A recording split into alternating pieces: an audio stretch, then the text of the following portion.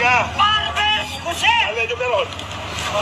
Hello guys, maghatag ng reaction karon sa hitabo sa usa ka farmers nga giharas sa LTO. So grabe kang ilang gibuhat tungod kay nagdala lagi kutsilyo si tatay. Pero ang ana sa tigwa nga farmers siya. So natural kung farmers ka, nagi kay dalon nga mga hinigiban like mga kutsilyo o sundang para ipanglimpyo sa imong uma.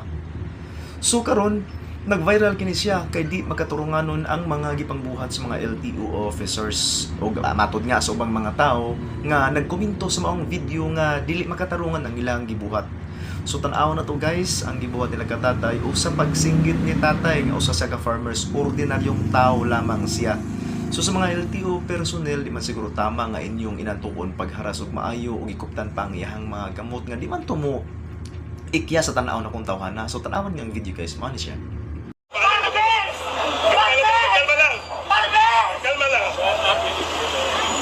Kalma lang.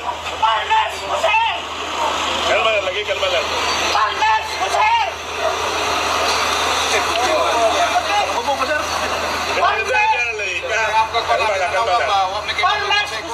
Kalma lang.